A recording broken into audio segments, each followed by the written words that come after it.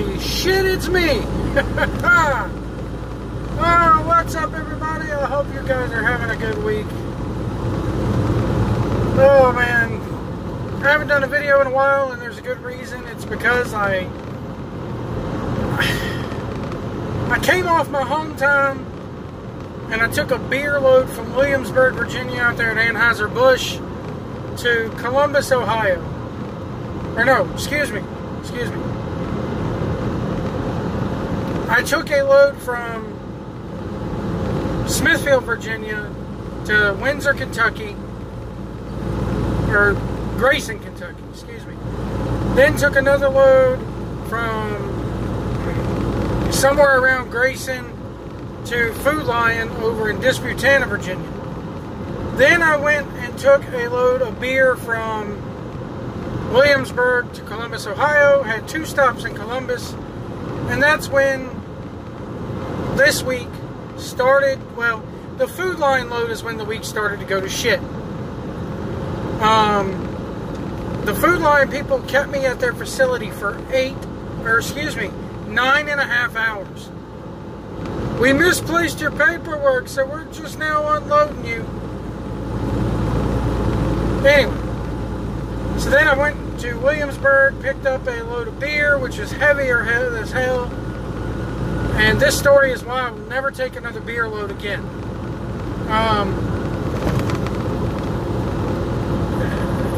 For trucks have to adhere to weight laws. Our weights on our axles can only register a certain amount. For the trailer axles, it is 34,000 pounds. For the drive axle on the truck, which is the rear axle of the truck, 34,000 pounds combined, because you got 2 axles. Same with the trailer, 2 axles, 34,000 pounds combined. And then on the drive axle, you can only go as high as 12,000 pounds. I do the math, 34 and 12, 80,000 pounds is the most you could gross and still stay legal. Beer loads are heavy as fuck. I mean, I was sitting right at about 33.5 on the back, 33.5 on the damn truck, and about 12 on the trailer, on the steering axle. For those who don't know, the front axle of the truck is the steering axle, because those are the tires that steer the truck. So steer tires. Then the other set of tires on the truck is drive tires, because it's a rear wheel drive truck. That's what's pushing this thing down the road. So beer load is heavy as fuck. I finally get the weights right because Anheuser-Busch has scales at their facilities to make sure you're legal. Get all the way to Columbus, and my first stop. Pull in there like, we have no record of a stop for you today. Get with my dispatcher. A couple hours later, oh yeah, they goofed up on the scheduling. You're not scheduled till 11 o'clock tomorrow morning. Now, the big rule in trucking is if the wheels ain't turning, you ain't earning. And yes, because I had to sit there an extra day, I will get what they call layover pay, but it's usually only around maybe $75 to $100, if that. So then I deliver my Columbus load. They try to give me another load picking up at 8 o'clock that same night, after I just dropped the load, been up all day long. Then they want me to pick up a load at 8 o'clock that night and have it in Illinois by 5 o'clock the next morning. This is where dispatchers are fucking stupid and crazy because they don't understand. They think we're just fucking drones who don't need to sleep. So I turned that load down. I told them, no, I'm not going to make it. So what do they give me? Another beer load picking up at that same fucking place that I just delivered at in Columbus. Well, I get the trailer. I get there. The load is supposed to be ready at 7 o'clock. The load was not ready until 9:30. Then they apparently had not put enough product on the trailer because they pack you to the very last fucking ounce of product. So then they had to put more product on the trailer, which means I had to bump a dock with a trailer that should have been a drop and hook. So then I had to struggle once I added product to get the weight right. I had to take this load down to Kentucky, got it to Kentucky. Okay, fine. Then they get me a load going out of Middlesboro, Kentucky, which is Cumberland Gap and Smithfield, Hams. Get there, the town of Middlesboro, Kentucky, you have to navigate the truck through, and it's fucking stupid. This whole town is like Mayberry. It's very tight streets. Trucks have no business being in there, but you got to go through there to get to the Smithfield factory. So I get there, and I've already had enough by this point and determined that I was going to go home by what is now this past Monday. I was going to go home this past Monday, stay Tuesday, and leave on Wednesday. So I get to Smithfield. I'm already burnt out. This week has already gotten the better of me. Keep in mind, I had just come on home time. So I should be rip-roaring, ready to go, man. And I was. So then I get to Smithfield in Middlesboro, Kentucky, and they tell me that my load does not exist. And that the product number for that load is on another trailer, but has been picked up by another driver and is already gone. This is the load that's supposed to get me home. So I sit there for another 3 hours while dispatch and sales twiddle their dicks back and forth at each other, only to be told the load is canceled. Here it is now Saturday night. Finally I said, screw it. I want to go home. Find me a place to drop my empty. I'm going home. And they did just that. They said drop it in Whitfield, Virginia, and I was home Saturday night. Stayed home Sunday, Monday, and Tuesday. I lost out on a $300 load because Smithfield Foods couldn't get their shit together. So that's how my week is gone. So I got home, recharged the batteries, watched a little horrible wrestling, which I'll get into now. Monday Night Raw. I could care less about this fucking, the Soldiers of Shoot are right. This whole Becky, Ronda, SJW, we're the main event, shove it down your fucking throat. Look what we can do.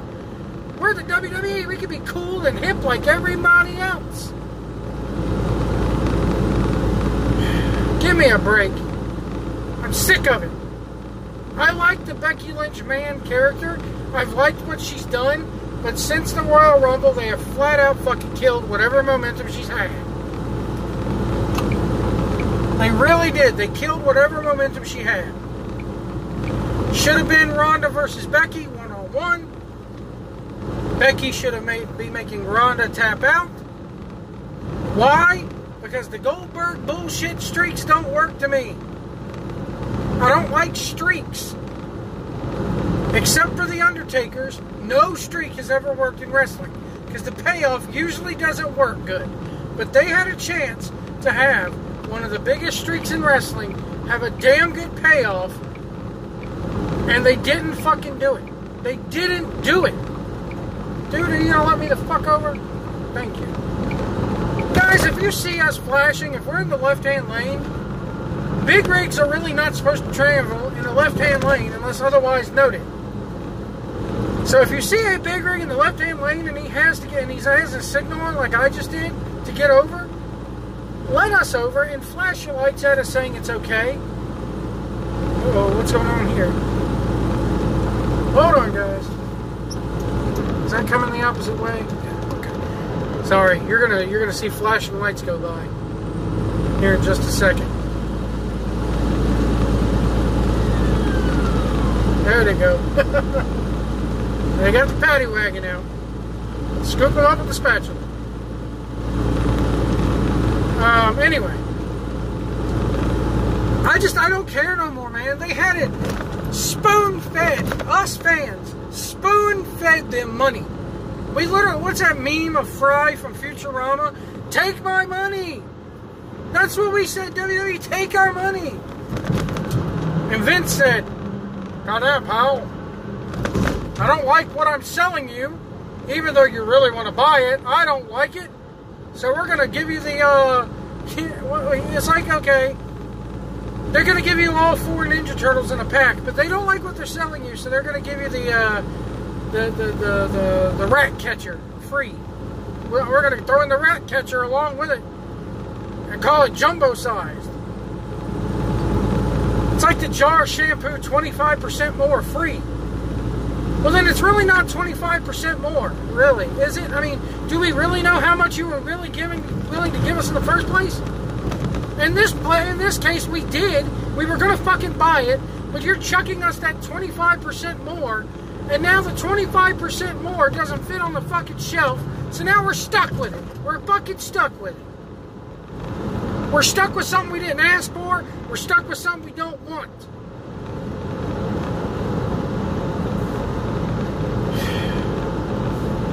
God damn. And Ronda Rousey, Ronda Rousey's she's a heel and she's so good. And sorry, I said when she was signed that they needed to treat her just like any other WWE employee. And they have. In 5 miles, continue straight on to US 70. Thank you, Jimmy.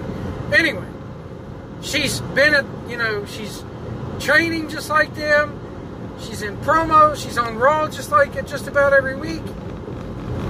But now she's going to do pull the Brock Lesnar part of her contract and disappear. Undefeated, mind you. She's going to disappear. I am of the firm belief that nobody will ever beat that bitch one-on-one. Clean. She will never get a clean loss under her belt for the entire time she's there, and that's fucking stupid to me.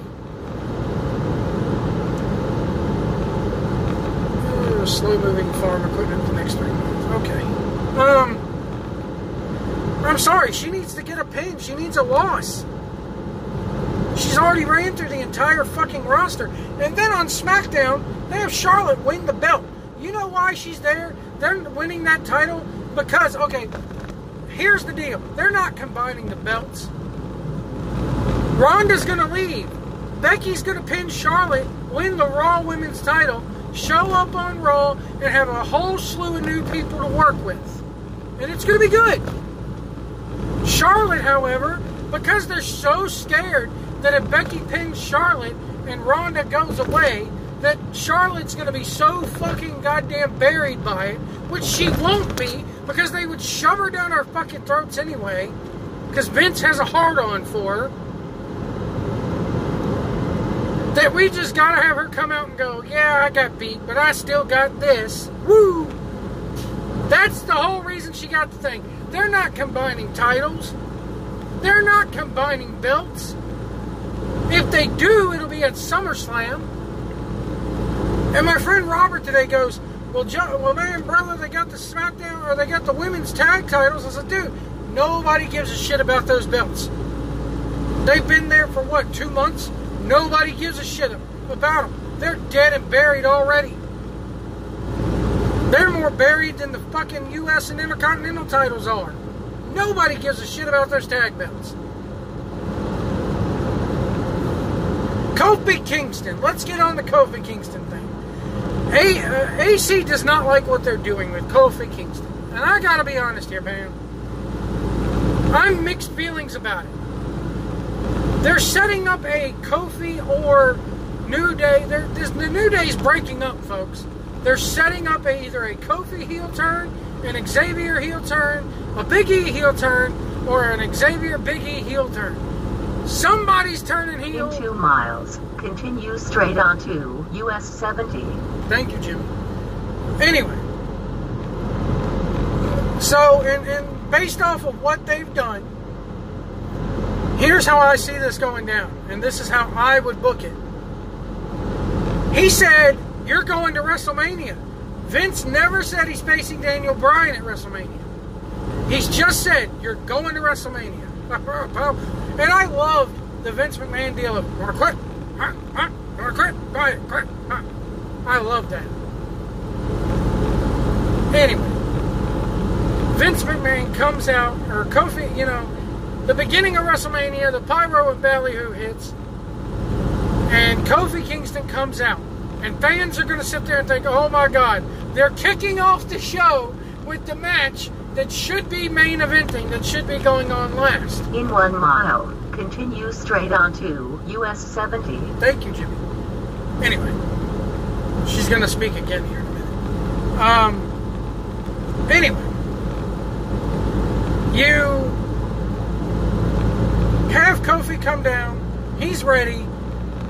You even have Daniel Bryan come down by himself. Or maybe you put Rowan with him, okay? You put Rowan with him. But you have Bryan come down, then all of a sudden McMahon's music hits. And goes, Kofi, I said you'd make it to WrestleMania. I never said you would be facing Daniel Bryan for the title. Daniel, get out of the ring. You will defend your title tonight, pal.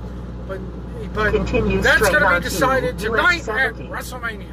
And I know what people are thinking. They're going to decide the #1 contendership at WrestleMania? Yes. And here's how you do it. Proceed northwest on US 70 in 14 miles. Thank you, Exit Jimmy. left to US Highway 70 bypass east. And here's how you do it. Sorry, guys, the GPS is like really talking tonight because I'm on a byway. I'm on a highway actually, not a interstate. Anyway, Vince McMahon, Daniel Bryan, get to the back. And everybody's thinking, oh my God, they're going to do the #1 contender thing at WrestleMania? Yes, and it works out good because here's what you do. McMahon's finally going to have his last laugh, but Kofi is going to have his last laugh too. But here's what you do. Daniel Bryan, remember back at WrestleMania 30, Daniel Bryan had to go through Triple H, then he had to go through Randy Orton and Batista. Okay? Which everybody's going gaga for Batista and Triple H, but they were shitting on Batista and Randy Orton back at WrestleMania 30. Okay, why are you now all of a sudden 4-1 and against one? We'll get to him in a minute. We'll get to him and old Triple H in a minute. But Vince goes, all right, Daniel Bryan, you'll be in the co-main event tonight. You'll be in the main event tonight at WrestleMania. You'll vie for that WWE Championship. But you gotta go through a handicap match. And here are your opponents. Big E and Xavier Woods. And oh, by the way, Big E, Xavier, if one of you happened to pin Kofi, that person faces Daniel Bryan. So basically, whoever wins this handicap match will face Daniel Bryan later tonight. Now, what does that do? Oh my God, here we go. WWE booking, having handicap matches, decide that yes. And here's the beauty of it. All three of them now have been given an opportunity for the WWE Championship. Vince McMahon's he's finally driven that fucking wedge in there. Because not only are these two having to gang up against Kofi, and Kofi's got to watch out for that, but now Big E and Xavier are also going to fight because they want to be the one to pin Kofi. So they're all fucking against each other. The only other way I could see this happening is if you put those three in a triple threat for the #1 contendership at the start of Mania. That's the only other way you could do it. Which actually, I like the idea of that triple threat better. You bring all three New Day guys out there and go, alright, we're going to have us a triple threat match. Kofi Kingston and two other guys in a triple threat match to decide the #1 contender for Daniel Bryan's title. And Kofi, meet your opponents. Big E and Xavier Woods. I can see it now. Man, it would be so fucking good. The crowd would be like, oh shit, McMahon's finally done it. McMahon, that's the last wedge. That's the final nail in the New Day coffin. And of course you have Kofi come out on top. But at the end of the night, because fans are going to get Becky Lynch in the main event, because we're going to have a feel-good moment to close WrestleMania, because Seth Rollins is probably going to slay the beast, you got to have that downer moment. Kofi wins. He goes to face Daniel Bryan. Harper gets involved, or Rowan, excuse me, gets involved, Eric Rowan, and you're thinking, oh shit, Rowan's going to cost Brian the match, or cost Kofi the match. The ref sees him interfere and throws him out. So Rowan is no longer a factor. But then out of nowhere, because they're salty about losing the triple threat, Big E and Xavier are going to fucking cost Kofi Kingston his shit. And you're off to the races with this New Day, feuding against all three of them, feuding against each other. Daniel Bryan still has the belt. And we're off to the races with it.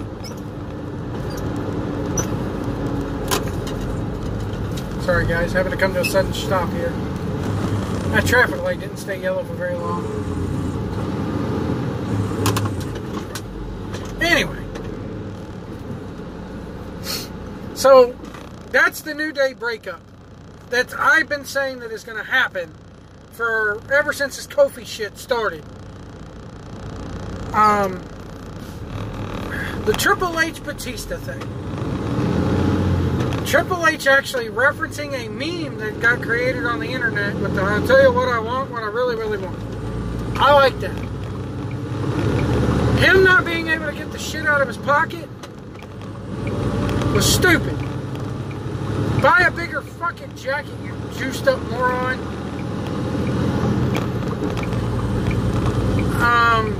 I still don't want to see the match. I have no desire to see this match.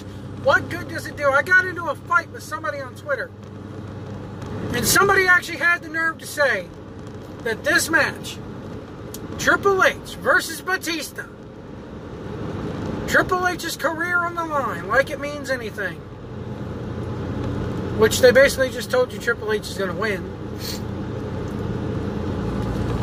This match means nothing now. This guy had enough nerve to say that this is the match that's going to bring in new fans. That this is the match that is going to bring in the lapsed fans. Let me tell you something, dude. WrestleMania itself, that name, they could put a bunch of dancing chimps in there and call it WrestleMania. It would still draw. WrestleMania is the draw. It is a brand now. They've accomplished what they've always wanted to accomplish with it. Which is the reason why we're getting about 15 fucking meaningless matches. Which is why they can screw up the fucking booking. Look at last year's. Which is why we can have 2 SNL nobodies in the damn Battle Royal.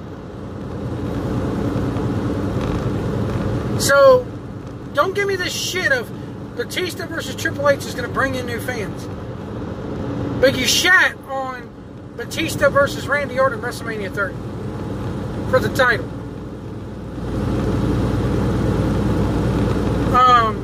Anyway, it's not going to bring in new fans because the fans who are going to come back for this because it's WrestleMania, they may watch the next Monday night on Raw, but as soon as they see that, oh, Triple H and Batista are gone, they're not there anymore, they're going to leave again.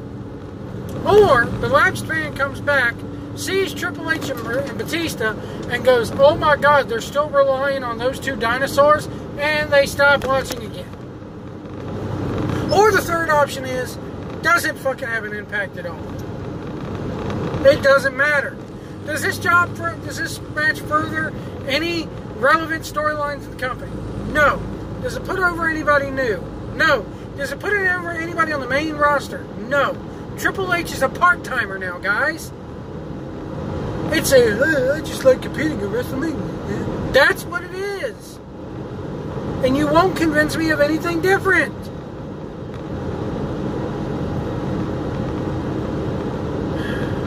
Brock Lesnar versus Seth Rollins. I think Brock may go over here. I think Brock may go over. He's not going to re-sign with the UFC anytime soon. If he does lose, he'll get it right back at SummerSlam. I don't care. Seth Rollins wins, and they say no more automatic rematches, but yet they been finding a way to pulling them off here lately. So, A meaningless match. Where does Seth go from there afterwards? That's what I want to know.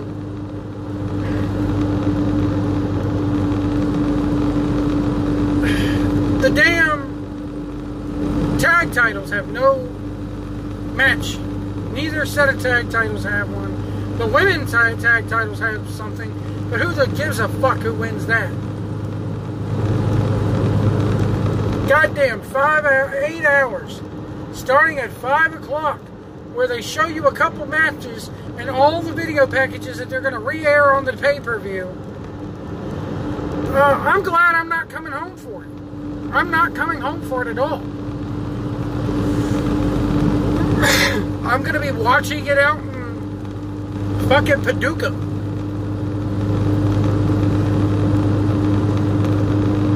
I just don't care. The next night on Raw, you're going to get your damn English UK soccer chants. It's going to be a bunch of bullshit. I won't care about that miles, either. Exit left to US Highway 70 bypass east. So, that's my thoughts on Raw and SmackDown going into WrestleMania. The biggest thing that interests me is the damn Kofi Kingston New Day heel turn breakup. And what kills me is, yeah, they're going to do a Kurt Angle, but where do you go after that? Kofi wins the belt. He's going to lose it before, either at or before SummerSlam. It's going to be a Chris Benoit-esque title run. And he'll never get it again. And they would have broken up a faction that, yeah, it's already stale. But I've been saying that the second they break them up, yes, it's going to be good in the short term, but in the long term, those three guys back to floundering you go. Anyway, folks, if you see a big rig out there on the road, give us plenty of room. Do not tailgate. If you can't see our mirrors, we can't see you. And we'll see you down the road.